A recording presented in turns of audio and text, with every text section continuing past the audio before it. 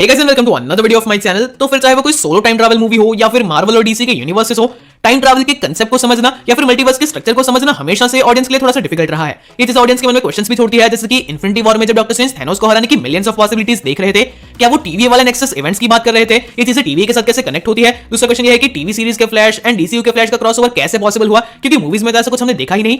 तो कहीं सारे क्वेश्चन है और एक्चुअली कंफ्यूजन इसलिए भी पैदा होता है कि दोनों यूनिवर्सेस में यानी कि मार्वल और डीसी में दोनों चीजें बिल्कुल अलग तरीके से काम करती है। इन दोनों के मल्टीवर्स और टाइम ट्रैवल के बिल्कुल अलग रूल्स है, ये बिल्कुल डिफरेंट है। तो इनमें से बेटर कौन है ये भी आज के वीडियो में डिस्कस किया जाएगा। वीडियो सुपर कूल होने वाला है। Without wasting any more time चलिए वीडियो को शुरू करते हैं।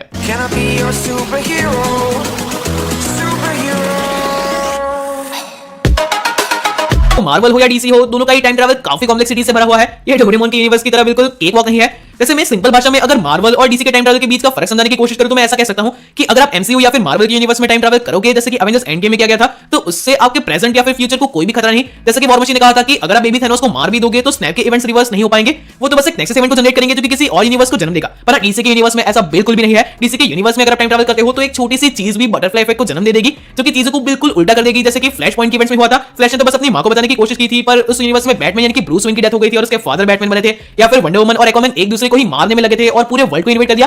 तो हाँ, डीसी का टाइम ट्रैवल काफी क्रेजी है। और यहाँ पे मुझे कहना पड़ेगा कि मार्वल ने काफी स्मार्ट मूव यूज किया। मार्वल ने सिनेमैटिक यूनिवर्स में टाइम ट्रैवल और मल्टीवर्स को लिंक कर दिया है। उन्होंने इस तरीके से चीजों को समझाया, जैसे मैंने आपको पहले भी कहा कि टाइम ट्रैवल करने की वजह से या फिर टाइम में हुए छोटे से चेंज की वजह से ही अलग यूनिवर्स जन्म लेता है, यानी कि टाइम ट्रैवल या फिर टाइम के नेक्सस इवेंट्स से मल्टीवर्स को जन्म देते हैं। अब यहाँ पे एक काफी क्रेजी थियरी है कि डॉक्टर स्ट्रेंज जब इन्फिनिटी वॉर में मिलियंस ऑफ पॉसिबिलिटीज को देख रहे थे और उन्होंने कहा था कि इसमें से एक ही पॉसिबिलिटी ऐसी है जिसमें थैनोस हारेगा, तो यहाँ पे वो ऐसा कहने की कोशिश कर रहे थे कि वो सारे नेक्सस इवेंट्स थे टीवी के पॉइंट ऑफ व्यू से, और अगर ये पॉसिबिलिटीज गलत भी जाती है और अवेंजर्स कुछ ऐसा करता है जिससे थैनोस ना हारे, तो टीवी आएगा, उस टाइमलाइन को ब्रून कर देगा और अल्टीमेटली वही टाइमलाइन एग्जिस्ट करेगी जिसमें थैनोस हारा था। यानी कि टीवी का भी काफी बड़ा रोल है इनडायरेक्टली थैनोस को हराने के पीछे। और मार्वल का मल्टीवर्स को हैंडल करने का यही अप्रोच उन्हें अनलिमिटेड अपॉर्चुनिटीज देता है। वो कैसे भी वेरिएंट्स को इंट्रोड्यूस करता है, कैसे भी यूनिवर्सेस हमें दिखा सकता है, एंड वी कैन अज्यूम कि कैसे नेक्सस इवेंट्स की वजह से ये यूनिवर्स पैदा हुआ होगा। जब सेल्वी ने ह्यू रिमेन्स को मारा था, हमने क्लियरली देखा कि वहां पे इनफिनिट नंबर ऑफ ब्रांचेस पैदा हुई, जो कि इनफिनिट नंबर ऑफ यूनिवर्सेस को डिफाइन करती है, जो कि मार्वल के ही मल्टीवर्स में एग्जिस्ट करता है। और इसके बिल्कुल अपोजिट डीसी ने अपने टाइम ट्रैवल और मल्टीवर्स को बिल्कुल कनेक्ट नहीं किया, और एक्चुअली मल्टीवर्स को दिखाने का उनका जो तरीका है वो भी टोटली डिफरेंट है। डीसी के यूनिवर्स में infinite number of universes exist नहीं करते, बल्कि उनके मल्टीवर्स में बिल्कुल वेल डिफाइंड कुछ ही यूनिवर्सेस है। जैसे कि कॉमिक्स में उन्होंने 52 यूनिवर्स को डिफाइन किया है।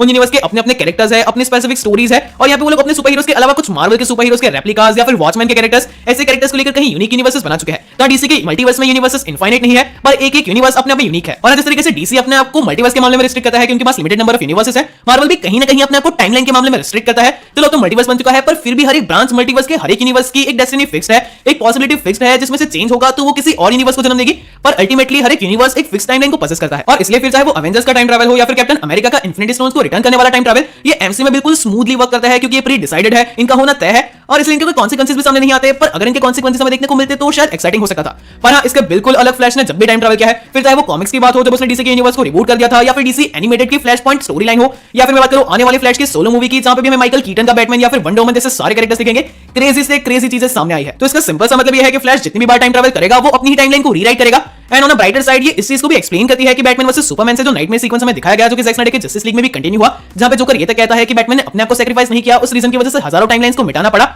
तो ये चीज दिखाती है कि we really don't know Flash already कितनी बार डीसी के यूनिवर्स को रिबूट कर चुका है। यही एक्सप्लेन करता है फ्लैश के टाइम ट्रैवल को, और अगेन एक अच्छे और बेटर यूनिवर्स की शुरुआत के लिए फ्लैश ये चीज वापस कर सकता है। इसका बेस्ट एग्जांपल आप देख सकते हैं जस्टिस लीग एपोकलिप्स वॉर के थ्रू। एक और छोटी सी दिक्कत ये भी है कि फिर आगे जाके डीसी वालों को टाइम ट्रैवल और मल्टीवर्सल ट्रैवल के बीच में एक क्लियर बॉर्डर बनाना पड़ेगा। देखो ऐसा तो नहीं दिखाया जा सकता कि फ्लैश कभी लाइट बैरियर को तोड़ के टाइम ट्रैवल करेगा तो कभी मल्टीवर्स में चला जाएगा। उन्हें कुछ ऐसा करना होगा जैसे रिसेंटली जस्टिस सोसाइटी की एनिमेटेड मूवी में किया गया कि डॉक्टर फेट के मैजिक और फ्लैश की स्पीड की वजह से मल्टीवर्सल ट्रैवल पॉसिबल हुआ। और हाँ, साथ ही साथ जो लोग डिबेट करते हैं कि मार्वल और डीसी दोनों में से किसकी टाइमलाइन का कांसेप्ट बेटर है, तो मैं यही कहूंगा कि मार्वल का जो रीसेंट टाइमलाइन का कांसेप्ट है, जो कि उन्हें मल्टीवर्स के साथ जोड़ता है, उसका बेनिफिट यह है कि उन्हें फ्लेक्सिबिलिटी और फ्रीडम देता है कि वो क्रेजी से क्रेजी वेरिएंट को एमसीयू में ला पाए, जैसे कि 3 स्पाइडरमैन, ह्यू जैकमैन का वुल्वरीन, या फिर टॉम क्रूज का सुपीरियर आयरन मैन। तो हाँ, ये उनका बेनिफिट है। और डीसी के पास ये फ्लेक्सिबिलिटी है कि वो एक ही यूनिवर्स में अपने रिबूट के थ्रू अलग अलग कंटिन्यूटी को शुरू कर सकता है, अलग अलग स्टोरीज को उनमें ला सकता है, और कभी भी अपने यूनिवर्स को बेटर बनाने के लिए रिबूट कर सकता है। बस शर्त यही है कि इस रिबूट का यूज बेन एफ्लेक के बैटमैन को मिटा के बैटगर्ल और हेनरी कैविल के सुपरमैन को मिटा के सुपरगर्ल को लाने के लिए ना किया जाए। आपको इसके बारे में क्या लगता है कमेंट जरूर करना। That is it for today guys. अगर आपको आज का वीडियो अच्छा लगा हो तो इसे लाइक कीजिए, शेयर कीजिए। अगर यहाँ पे नए हो तो चैनल को सब्सक्राइब कीजिए। मिलते हैं हमारे अगले वीडियो में।